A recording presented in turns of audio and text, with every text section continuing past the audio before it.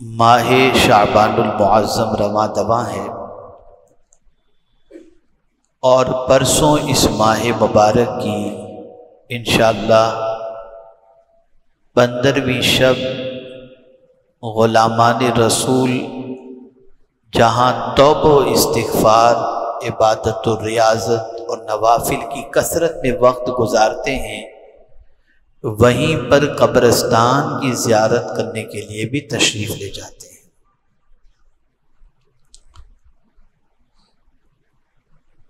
جو لوگ اس دنیا سے چلے گئے،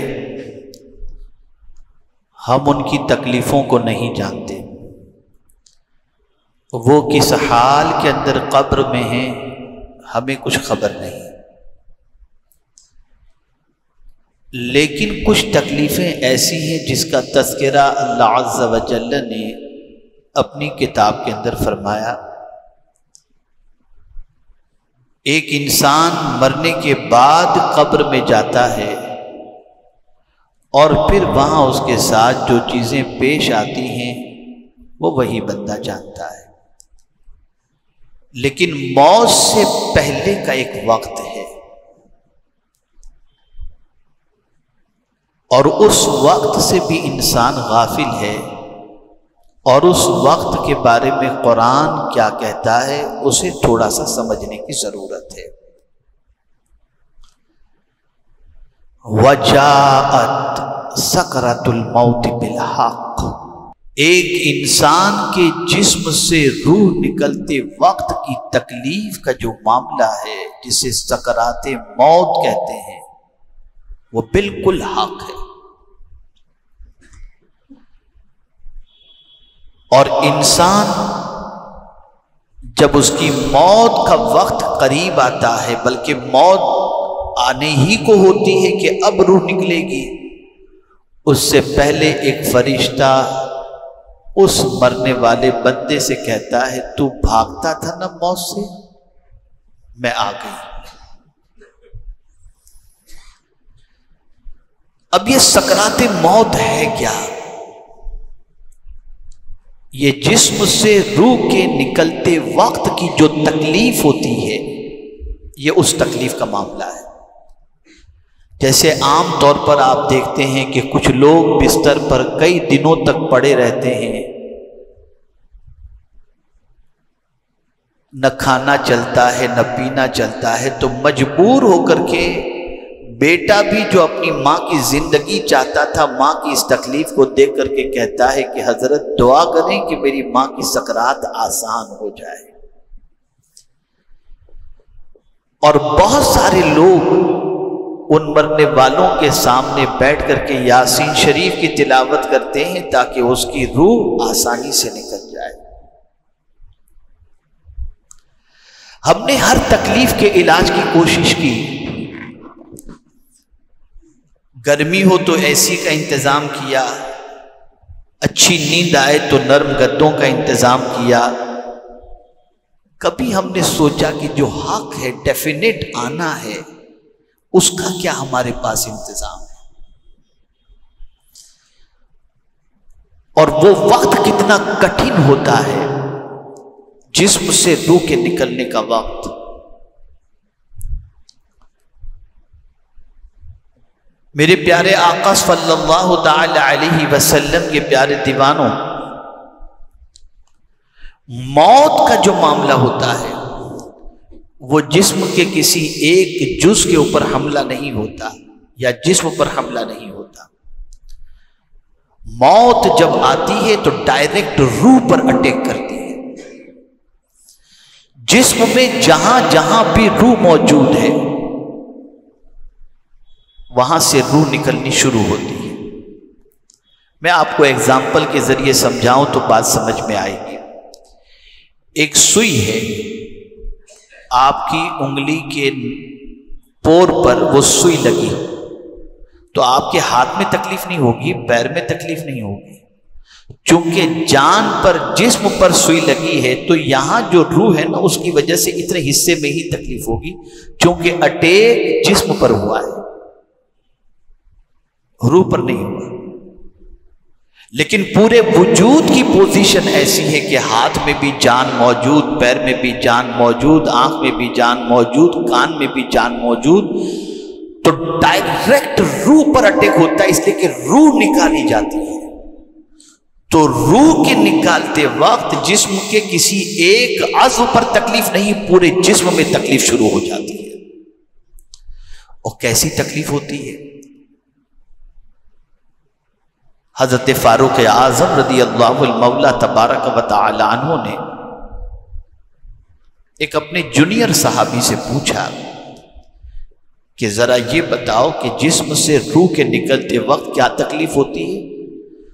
تو عرض کرتے ہیں امیر المؤمنین، کانٹے دار درخت کے اندر اگر کپڑا ڈالا جائے اور پھر اس کپڑے کو کھینچا جائے تو جس طرح سے کپڑا تار تار ہو جاتا ہے، ایسے ہی پورے جسم کی پوزیشن روح نکلتے وقت ہوتی ہے۔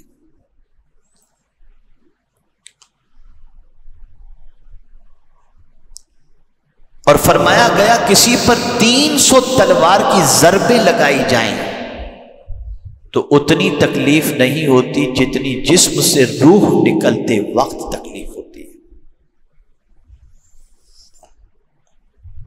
میرے پیارے آقا صلی اللہ تعالی علیہ وسلم کے پیارے دیوانوں، ام المؤمنین حضرت عائشہ صدیقہ رضی اللہ تعالی عنہا فرماتی ہیں کہ سرکار صلی اللہ علیہ وسلم کا جب اس دار فانی سے دار بقا کی طرف کچھ کرنے کا وقت آیا اور زندگی کے ظاہری حیات کے چند لمحات باقی تھے، تو حضور صلی اللہ علیہ وسلم پانی لے کر اپنے چہرے پر لگاتے تھے اور رفیق اعلیٰ، کلمہ طیبہ رفیق اعلیٰ سرکار صلی اللہ علیہ وسلم کی زبان پر تھا۔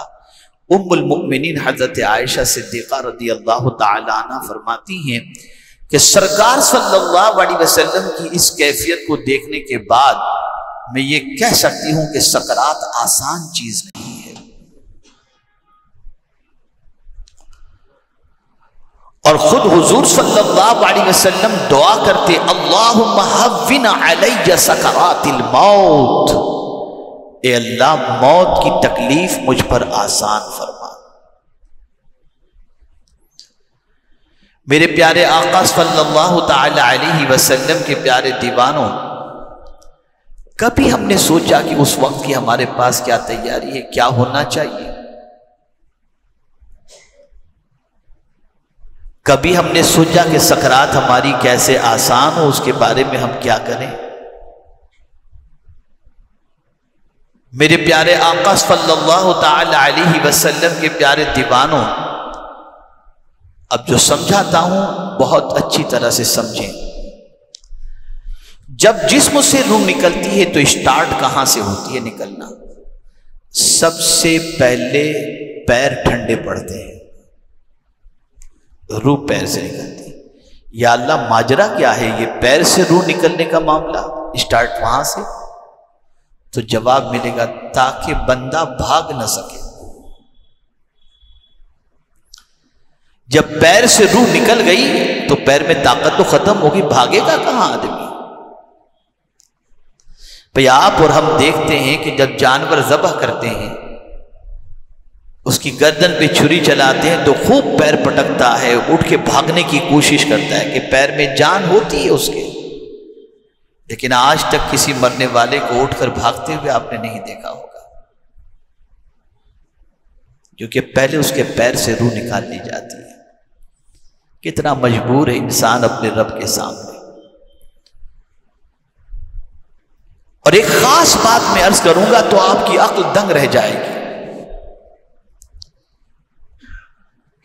اس وقت کی تکلیف کے لیے مدد کو وہ پکار بھی نہیں سکتا۔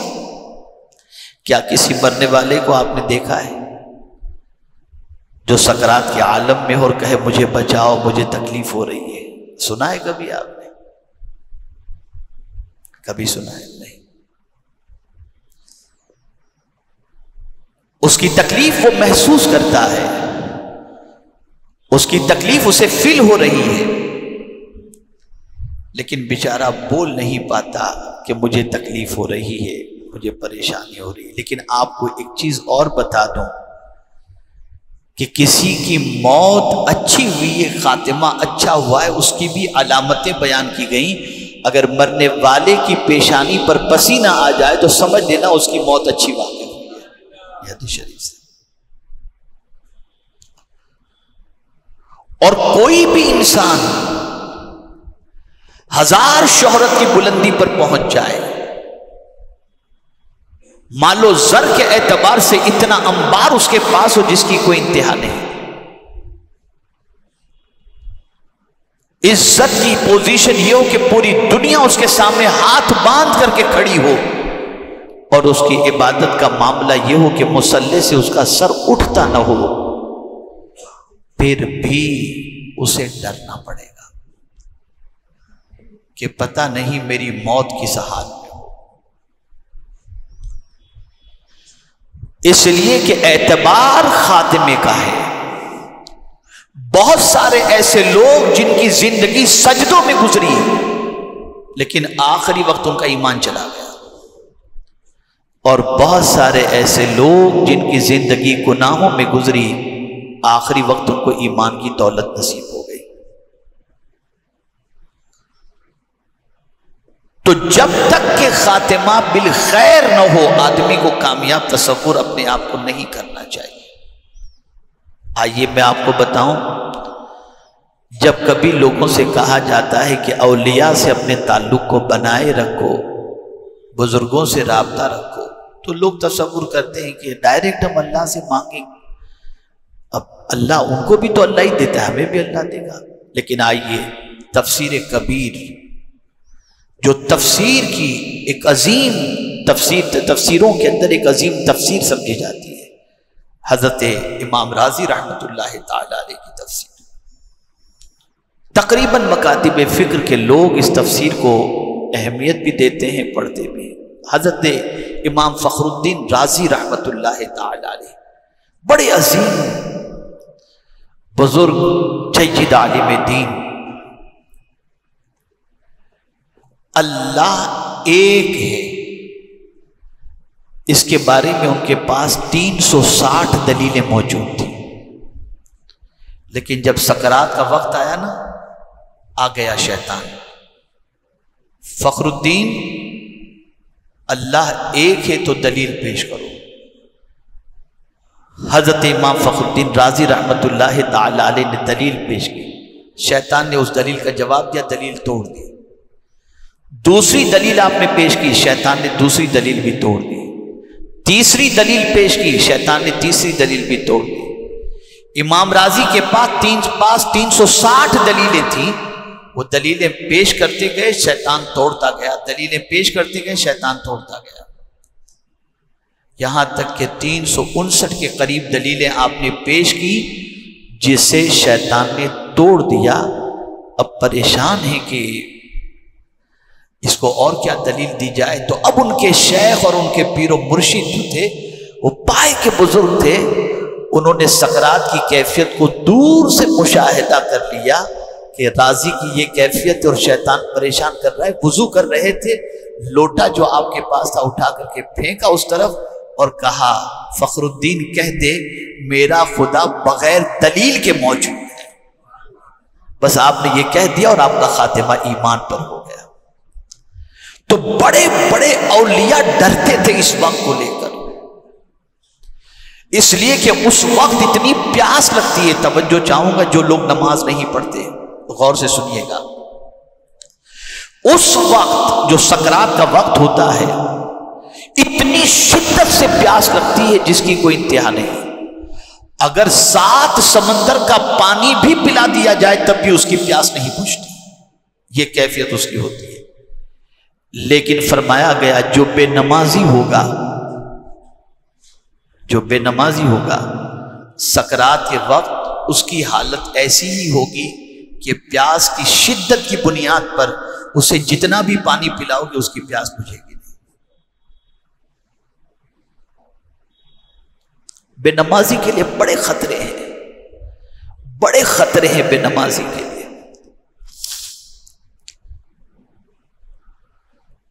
میرے پیارے آقا صلی اللہ علیہ وسلم کے پیارے دیوانوں، رسول رحمت صلی اللہ علیہ وسلم کے دور پاک کی بات بتاؤں۔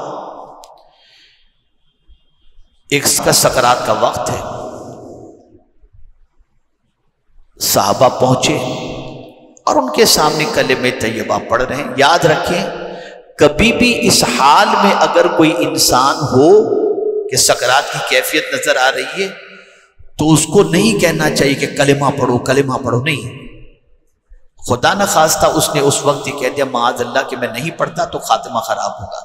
تو حدیث شریف میں لقنو، تلقین کرو، ان کے سامنے تم بلند آواز سے کلمہ پڑھتے رہو، کلمہ شہادت پڑھتے رہو، تو سن سن کر اس کی زبان پر بھی جاری ہو جائے اور اس کا خاتمہ ایمان پر ہو جائے۔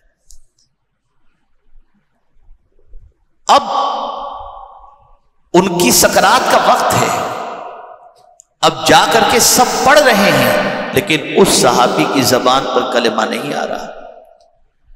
رسول رحمت صلی اللہ علیہ وسلم کی بارگاہ میں صحابہ پہنچے اور عرض کیا کہ حضور تلقین کر رہے ہیں، روح نہیں نکل رہی اور کلمہ بھی زبان پر جاری نہیں ہو رہا۔ سرکار نے فرمایا اس کی ماں زندہ ہے؟ کہا ہاں۔ کہا لے چلو اس کے پاس۔ گئے ان کی ماں کے پاس۔ آقا کریم صلی اللہ علیہ وسلم نے فرمایا کہ تمہارے بیٹے کے بارے میں تمہارا کیا خیال ہے؟ تو عرض کرتی ہوں بہت ستایا ہے، اس نے مجھے بہت تکلیف پہنچائی ہے۔ تو سرکار نے فرمایا اسے معاف کر دو نا، اس کی روح نہیں نکل رہی ہے، سکرات کے عالم میں معاف کر دو اسے۔ وہ کہتی ہے اس نے بہت ستایا، میں معاف نہیں کر سکتی، بہت ناراض کیا۔ اس طریقے سے باتیں انہوں نے کہی۔ آقا کریم صلی اللہ علیہ وسلم نے فرمایا ٹھیک ہے، لکڑیاں لو، آگ جلاؤ اور ان کے بیٹے کو آگ کے اندر ڈال دو۔ جیسے ہی یہ بات ہوئی تو ماں نے کہا نہیں نہیں نہیں، میرے بیٹے کو آگ میں مت ڈالو، میں نے میرے بیٹے کو معاف کر دیا۔ ادھر ماں نے کہا میں نے معاف کیا، ادھر اس بچے کی روح پرواز کر گئی۔ یاد رکھیں ماں باپ کو ستانے والے کی روح بھی آسانی سے نہیں نکلتی، جلدی سے روح نہیں نکلتی، بہت خطرناک یہ وقت ہوتا ہے، بہت خطرناک۔ مرنے والے کی پوزیشن یہ ہوتی ہے کہ وہ کہہ ہی نہیں پاتا کہ مجھے یہ دو مجھے یہ دو۔ کبھی کسی مرنے والے کو آپ نے نہیں دیکھا ہوگا کہ سکرات کے وقت وہ یہ کہتا ہو کہ مجھے پانی پلاؤ، مجھے یہ دو، نہ نہ، وہ تکلیف اتنی ہوتی ہے، وہ پریشانی اتنی ہوتی ہے۔ اب میں آپ کو ایک علاج بتا دیتا ہوں، قربان میرے امام احمد رضا محدث بریلوی علیہ رحمہ کی عظمت پر۔ قرآن مقدس کے اندر ہے کہ حضرت یوسف علیہ الصلاۃ والتسلیم کو جب مصر کی عورتوں نے دیکھا، یعنی حضرت زلیخا پر اعتراض کیا گیا کہ تو ایک غلام کو دل دے بیٹھی ہے، تو کہا تم کیا جانو اس کا حسن کیسا ہے۔ اور حضرت یوسف علیہ الصلاۃ والتسلیم کو مصر کی عورتوں کے سامنے سے گزرنے کا حکم دیا، گزرنے کے بارے میں کہا۔ حضرت یوسف علیہ السلام مصر کی عورتوں کے قریب سے نگاہیں جھکائے ہوئے گزرے تو قرآن کہتا ہے وَقَطَّعْنَ أَيْدِيَهُنَّ، حضرت یوسف کو عورتیں دیکھ رہی تھی، سب کے ہاتھ میں پھل دیا گیا تھا اور کہا کہتے یوسف کو دیکھ کے پھل کاٹنا، لیکن یوسف علیہ السلام کو دیکھی تو پھل کاٹنے کی بجائے انہوں نے انگلیاں کاٹ دی اور انہیں خبر بھی نہیں دی۔ اب انگلیاں کٹیں تو تکلیف تو ہوتی ہے نا، لیکن حسن یوسف ایسا تھا کہ ان کو دیکھنے کی وجہ سے انگلیاں کٹ گئیں، پتہ بھی نہ چلا۔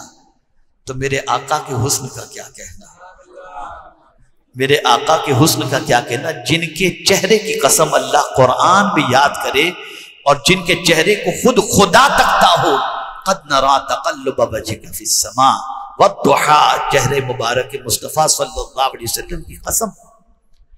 اب اسی کو اعلیٰ حضرت عظیم البرکت نے بڑے اچھے انداز میں کہا ہے کہ اس وقت یعنی نزاع کا وقت ہو تو کیا ہو۔ اللہ کی بارگاہ میں عرض کرتے ہیں یا الہی ہر جگہ تیری عطا کا ساتھ ہو، جب پڑے مشکل شہ مشکل کشا کا ساتھ ہو، یا الہی بھول جاؤں نزع کی تکلیف کو، یا الہی بھول جاؤں نزع کی تکلیف کو، سکرات کی تکلیف۔ شادی دیدار حسن مصطفیٰ کا ساتھ ہو کہ سرکار جب روح جسم سے نکل رہی ہو تو حضور کو میں دیکھ رہا ہوں، سرکار میری نگاہوں کے سامنے ہوں اور میں حضور کو دیکھ رہا ہوں اور میری روح پرواز کر جائے، میرے مولا تیری بارگاہ میں یہ التجا ہے۔ اس لیے کہ میرے پیارے آقا صلی اللہ علیہ وسلم کے پیارے دیوانوں، میرے آقا صلی اللہ علیہ وسلم کے رخ زیبا کو، چہرے مبارک کو اللہ نے اتنا حسین و جمیل فرمایا کہ مصطفیٰ جان رحمت صلی اللہ علیہ وسلم کے رخ زیبا کی زیارت کرتے وقت انسان کو پیش آنے والی ہر تکلیف دیدار مصطفیٰ صلی اللہ علیہ وسلم کی وجہ سے نکل جاتی ہے۔